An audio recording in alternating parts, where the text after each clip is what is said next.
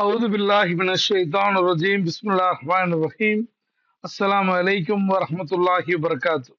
அன்பார்ந்த சகோதர சகோதரிகளே, அருமை தலைவர் அழுத நிகழ்வுகள் எனும் தலைப்பில் ஒவ்வொரு நாளும் ஒரு சம்பவத்தை பார்க்கிறோம். நபிகள் நாயகம் ஸல்லல்லாஹு அலைஹி வஸல்லம் அவர்களிடம் அவர்களுடைய தோழர்கள் அறியாமை காலத்தில் நடந்த சம்பவங்களை விவரிப்பார்கள். அவ்வாறு ஒரு நாள் ஒரு நபித்தோழர் இறை தூதரிடத்திலே சொன்னார், இறைவனின் தூதரே, ஐயாமுல் ஜாஹிலே எனும் அறியாமை காலத்தில் நாங்கள் சிலைகளை வணங்கி எங்களுடைய உள்ளங்கள் இறுகி போனவர்களாக இருந்தோம். எங்களுக்கு பிறக்கக்கூடிய பெண் குழந்தைகளை கொலை செய்வது எங்களுக்கு வழக்கமாக இருந்தது. என் மனைவிக்கு குழந்தை பிறக்கவிருந்த சமயத்தில் ஒரு அவசர தேவையின் நிமித்தம் பயணத்துக்கு சென்றேன்.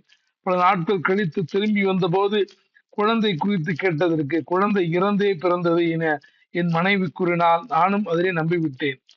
பல மாதங்களுக்கு பிறகு மீண்டும் ஒரு பயணம் சென்றேன். ஏதோ ஒரு காரணத்தினால் இடையில் பயணத்தை நிறுத்திவிட்டு அவசரமாக வீடு திரும்பினேன்.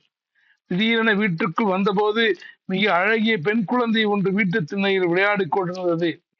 அது இன்னொருவருடைய குழந்தை என்று மனைவி சொன்னாலும் அந்த குழந்தையை பார்த்ததும் என்னையும் அறியாமல் என் மனதில் பாசம் பொங்கியது. அதை மடியில் வைத்து கொஞ்சலானேன். நாளடைவில் நானும் அந்த குழந்தையும் நெருங்கி பழகுவதை பார்த்த என் மனைவி ஒரு நாள் உண்மையை சொல்லிவிட்டாள். ஆம், அது என் குழந்தைதான். உங்களுக்கு பயந்துதான் இது இறந்தே பிறந்தது என்று நான் பொய் சொன்னேன். ஆகவே அவள் பிறந்த பின் அவளை எனது சகோதரி வீட்டுக்கு அனுப்பிவிட்டேன் என்றார். அல்லாஹ்வின் தூதரே, என்ன சொல்வேன்? எவ்வளவு அழகான குழந்தை தெரியுமா அது? ஒரு பாவமும் அறியாத அந்த குழந்தை தன் பிஞ்சு கைகளால் என்னை தொடும்போது என் இதயத்தில் அதன் குளிர்ச்சியை உணர்ந்தேன். ஆனால் குழந்தை வளர வளர அறியாமைக்கால் அந்த ரோஷமும் என்னில் வளர்ந்தது. அறியாமைக்கால மூடப்பழக்கத்தின் காரணத்தினால் என் மகளை நானே கொல்ல வேண்டும் என்று முடிவு செய்தேன். ஒரு நாள் அவளை அழைத்துக் கொண்டு காட்டுப்பகுதிக்கு சென்றேன். என் மகள் என்னிடத்தில் கேட்டால், பாப்பா, எங்கே என்னை கூட்டிட்டு போறீங்க? இதுவரை பார்க்காத இடத்துக்கு உன்னை கூட்டி போகிறேன் என்று சொல்லி நல்ல ஆடைகளை உடுத்தி அவளை கூட்டிச் சென்றேன். அடிக்கடி என் மகள் என்னை முத்தமிட்ட போது நான் தடுமாறிக் கொண்டிருந்தேன். இருந்தாலும் என் உள்ளத்தில் அந்த அறியாமைக்கால அந்த ரோஷம் வந்த காரணத்தினால் அதையெல்லாம் பொருட்படுத்தாமல் என் மகளை ஒரு இடத்தில் இறக்கிவிட்டு ஒரு குழியை தோண்ட ஆரம்பித்தேன்.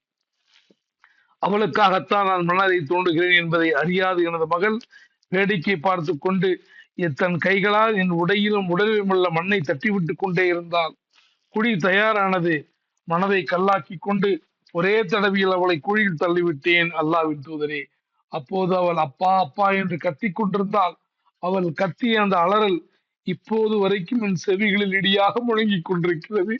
இறை தூதரே என்று அந்த தோழர் சொன்னவுடன் நபிகள் நாயகம் ஸல்லல்லாஹு அலைஹி வஸல்லம் அவர்களுடைய கண்களிலிருந்து கண்ணீர் வழிந்தோடியது. கட்டுப்படுத்த முடியாமல் எழுதார்கள். அப்போது அருகில் இருந்த இன்னொரு தோழர் சொன்னார், இறை தூதரை அழ வைத்து விட்டீரே, இறை தூதரை கவலையடை செய்து விட்டீரே என்று சொன்னபோது இறை தூதர் சொன்னார்கள், அவரை விடுங்கள். அறியாமை காலத்தில் அவர் செய்த கொடூர செயலின் காரணத்தினால் அவர் அடைந்த அடிமனதின் வேதனைகளை இப்போது வெளிப்படுத்துகிறார் என்று சொல்லி அந்த சம்பவத்தை இன்னொரு முறை சொல்ல கேட்டு மீண்டும் தனது தாடி நனைக்கக்கூடிய அளவுக்கு குலுங்கி குலுங்கி அழுதார்கள். பிறகு நபி ஸல்லல்லாஹு அலைஹி வஸல்லம் சொன்னார்கள், நாம் தான் எவ்வளவு கல்லஞ்சக்காரர்களாக இருந்திருக்கிறோம். ஐயாமுல் ஜாஹிலியா எனும் அறியாமை காலத்தில் நாம் செய்த செயல்களை அல்லாஹு தாலா மன்னித்து விடுவான் தோழரே. எனவே அதை குறித்து கவலை கொள்ளாதீர்கள் என்று சொல்லி உமது நற்செயல்களை புதுப்பித்துக் கொள்வீராக என்று அறிவுரை கூறினார்கள். பிறந்த பெண் குழந்தைகளை உயிரோடு புதைத்த அந்த அரபு சமூகத்தில அந்த பழக்கத்தை மாற்றுவதற்காகத்தான் நபிகள் நாயகம் ஸல்லல்லாஹு அலைஹி வஸல்லம் அவர்கள் தொழும்போது தங்களுடைய புதல்வியினுடைய குழந்தைகளை, பெண் குழந்தைகளை தொழுகையிலே ஏற்றிக்கொண்டு தொழக்கூடியவர்களாக, இன்னும் யார் 3 குழந்தைகளை பெற்று அதை முறையாக வளர்க்கிறாரோ அவருக்கு சூனம் நிச்சயம் என்ற ஹதீதுகள் மூலமாக, அப்போது கூட நபித்தோழர்கள் கேட்டார்கள், 2 பெற்றாலுமா என்று சொன்னபோது ஆம் என்று சொன்னார்கள். இப்படிப்பட்ட ஊக்குவிப்பின் காரணத்தினால் போர்களின் போது சிலர் இறந்து போக அவர்களுடைய பெண் குழந்தைகளை தத்தெடுத்து வளர்ப்பதற்கு சஹாபாக்கள் போட்டி போட்டார்கள்.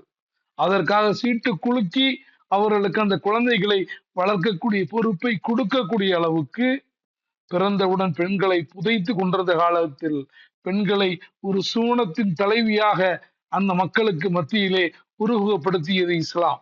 அதனால்தான் ஒரு கவிஞர் சொன்னார், பிறந்தவுடன் பெண்களை சோனத்துக்கு ஏற்றுமதி செய்து கொண்டிருந்த காலகட்டத்தில் சோனத்தை பெண்களின் காலடியில் இறக்குமதி செய்தது இஸ்லாம் என்று. எனவே அந்த அடிப்படையிலே நாம் ஆண் குழந்தை பெண் குழந்தை என்று வித்தியாசப்படுத்தி பார்க்காமல் நமது பெண் குழந்தைகளையும் முறையான சரியான முறையிலே வளர்த்து அவர்களின் மூலமாக சோனப்பேற்றை அடையக்கூடிய நன்மக்களாக அல்லாஹ் ரபுல் ஆலமீன் உங்களையும் என்னையும் ஆக்குவானாக. அஸ்ஸலாமு அலைக்கும் வரஹ்மத்துல்லாஹி வபரகாத்துஹு.